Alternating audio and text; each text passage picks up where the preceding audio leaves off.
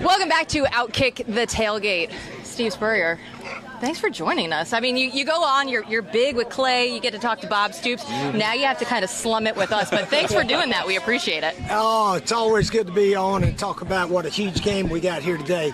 This whole state, the whole Gator Nation, we're abuzz because the number one team in the nation's here. I think it's the second time in like 65 years. It feels like it. It doesn't happen every day, and that's the reason for all the buzz. Did Bob Stoops confirm you're going to be his offensive coordinator at USC when you asked him? I heard the question, but didn't hear the answer. I told him I could be an analyst, maybe. Show up about 2 weeks a year. Yeah, you got to get that golf game in still. Come on now. Yeah. It's amazing seeing this atmosphere in this city for this game and having a season where you really didn't have fans in the stands. Yeah. Do you sense that craving to get people back in a community and watch some football? Yeah, that's true really all over the country. I've been so impressed with not only SEC, but everywhere. They're going crazy over football. I was watching Colorado and Texas A&M last week. I said, I didn't know Colorado people love football like that. They were going crazy up there. And it was like that at all the stadiums. Iowa State-Iowa game was unbelievable. So it's not only down south that people love football. It is all over the country. Coach, you were known for having guts as a play caller. As the old ball coach. Well, who's the old ball coach now of college football? Who has the most guts? The head ball coach that calls the plays wide open. Gosh, I don't know. You tell me. I haven't watched. No one matches you. Is that what you're saying? Well, a lot of the head coaches are not the play callers. Right. I know Gus Malzahn calls them down there at UCF now, but Josh Heupel at Tennessee. I think it's on his own Josh play. does a good job, but. Tennessee's got to win some more ball games before they get noticed. You don't get noticed if you lose, and that's just the way life is. You know, Coach, you're known as a quarterback guy. You played quarterback. You developed quarterbacks, coached them well. Dan Mullen is known as the same guy in terms of developing quarterbacks. What is it about a coach acknowledging quarterbacks, noticing what strengths they have, and developing something around them? Well, I think it helped if you played quarterback a little bit. I really do. And Dan played. I forget the name of that little college he played up somewhere in the Northeast, and but he was a quarterback, and but then you learn as you go in the coaching profession. I can assure you, the way I coached, nobody coached me that way. It was just sort of common sense. I started trying to figure out, hey, look here and throw it there, and look here and throw it there, and don't eyeball your receivers, things like that. So. I was able to, teach all of our guys, but if they got to have the ability to throw the ball. If they've got some natural God-given talent to pass and throw completions, then you can teach them the footwork and head position and when and where to throw it pretty good. Coach, what do you like about this year's Florida team? Well, we're just getting into it. And obviously Emory Jones and Anthony Richardson are the key guys. I really think our defense is better this year. We're still, we've played a couple of Florida schools, South Florida and Florida Atlantic, so they're not at the top of the ladder. So this is the first real test for us. But I think our guys are ready, and we'll see how it plays out. When Florida State loses on a last-second Hail Mary from Jacksonville State, what is your reaction when you see that play? I actually felt sorry for the FSU fans. This shocks me. I don't dislike FSU the way I used to. Okay, they're in our state. Time will do that. Yeah, I like their team up there, and they played well against Notre Dame, and then to come out and do that, and they were 28-point favorites. I hope they can bounce back, but that was a heartbreaker. That should have never happened, and that was a coaching error. There's no question, and I think the coaches have taken responsibility. They didn't have everybody back, but if they can bounce back today against Wake Forest, it'll be a nice comeback for them. How much would you have liked to have coached here in the playoff era and the name, image, likeness era of college football? Oh, it wouldn't have mattered. I really think all that will work its way out. After we're in that name, image, likeness for about 5 years, let's look back, and I think you're going to see the same teams at the top. Nothing's going to change. Yeah. It's going to be Alabama, Georgia, Florida, Ohio State, Oklahoma, and maybe Oregon, or maybe a team out west there.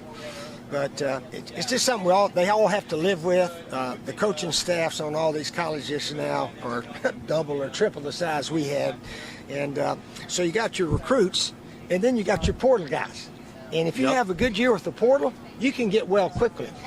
Somebody was asking me about South Carolina, and I said, well, their recruiting rankings hadn't been very good, but if they can get into that portal and get some really good players, they got a chance to bounce back quickly. So if you were rebuilding a program, you would start in the portal before you would on the recruiting trail? Well, probably both. But the portal, I hear a lot of coaches say the portal is the best way to go because the guys are a year older, and maybe they're just barely second team at a powerhouse school, and man, they come be a starter for you. So it's a lot like pro football. They can only keep 55 or so, 58, and so a lot of good players get picked off the waiver wire, and I guess that's sort of our portal now, the waiver wire. But these guys are good players that go into the portal.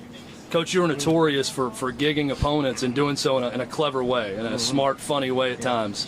Did that come naturally to you, or when you took a job, did you identify the programs you needed to gig a little bit in order to get your guys going? No, let me tell you where all that started. It started in the summer. Down here as the head coach at Florida, we did 22 Gator clubs a year. And I mean every summer. I remember Urban Meyer's first year, I saw him somewhere, and he said, Coach, I did 21 Gator clubs. I can't believe I had to do that. I said, hey, I did that for 12 years. So I did 22 of them. And, but we'd usually play golf in the afternoon and play a nice course or something, and then come in there. And I'm just talking to the Gators. They want to hear something funny. Yeah. They want to hear FSU stands for Free Shoe University, stuff like that. Can't spell citrus without UT. Yeah, another famous one. I told that in the summer. And really during the season, we didn't talk like that. I tried to talk pretty much like most of the coaches during the season. But then the writers will say, remember back in the summer when you said that? And I said, yeah, but I'm just talking to the Gators. I'm not talking to the whole world. So we were just having fun. And really, I don't think it affected any game I ever coached. Did you have any kind of natural animosity for Tennessee growing up in Johnson City around a lot of Tennessee fans? So it meant probably a little bit more with all your friends being Tennessee fans growing up? No, getting back to what we were talking about with Coach Switzer and Coach Stoops, they had to beat Nebraska to go to the Orange Bowl, win the conference. We had to beat Tennessee if we wanted to win the division to have a chance to win the conference. And we always played them about the third game of the year, second, third, early, first, a lot of times first or second SEC game. So it was a huge game. And the winner had a little bit of edge to win the division. Although one year they beat us and we won the division, one year we beat them and they won the division. So it wasn't always a given. But that just made it a huge game. When you look at the whole of college football, there's last season we didn't know if we were going to have it. Now we see all the fans back. Everybody's excited. What does it mean to have college football and the atmospheres that it brings and just the community that it brings together? I think it's wonderful, and everybody loves it. I still think in the back of our minds we got to realize that COVID is not going away, and hopefully everybody will get vaccinated. I'm sure all of you guys are because we're all talking to each other face to face. Yep. And we've got a good group down here in Florida, but we still need a lot more to get vaccinated. But people are going to live their lives. I think the doctors and the governors and whoever runs the country are saying, hey, we got to live our lives. And you know how to protect yourself. Get vaccinated. If you don't want to protect yourself, that's your business. And away we go. What must happen today for the Gators to get the win? Got to play well. Got to play very well. A lot of people said, the last team that Nick Saban lost to was a South Carolina team, 11 years ago, Yep. 2010. And the day we beat them, if we'd played them 8 times, we might have beat them once. But that day, we really played well. And all the little special plays, we hoped hit this, hoped hit that, they all hit. So offensively, Stephen Garcia had the best game of his life, 17 of 20. Marcus Lattimore scored 3 touchdowns.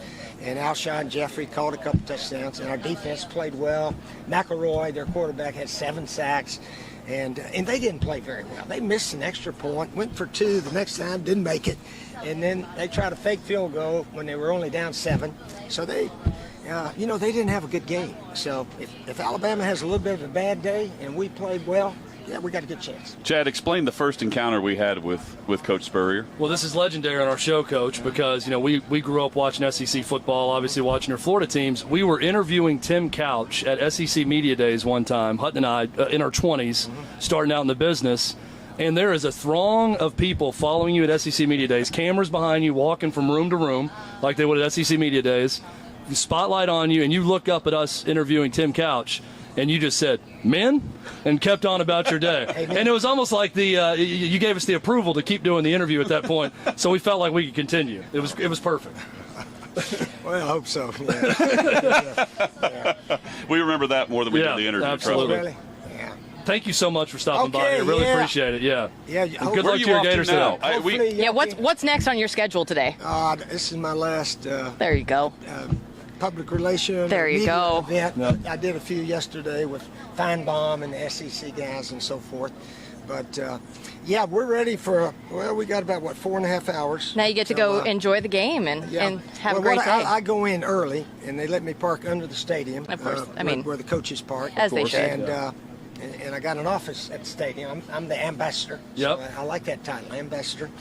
So I hang around there and watch a little football, and then I sit in the AD box with him during the games. So yeah, it's going to be a wild crowd out there. All the tailgaters, when you go by, they're all over campus. So that they are. We look forward to seeing it. Yeah. We're the Outkick ambassadors. It doesn't have anything near the ring to it that you do with the Florida Gators. But thanks, Coach, for stopping by. We really appreciate it. Yeah, nice being It's been a with you. thrill. Thank All right, you. we'll be back right after this.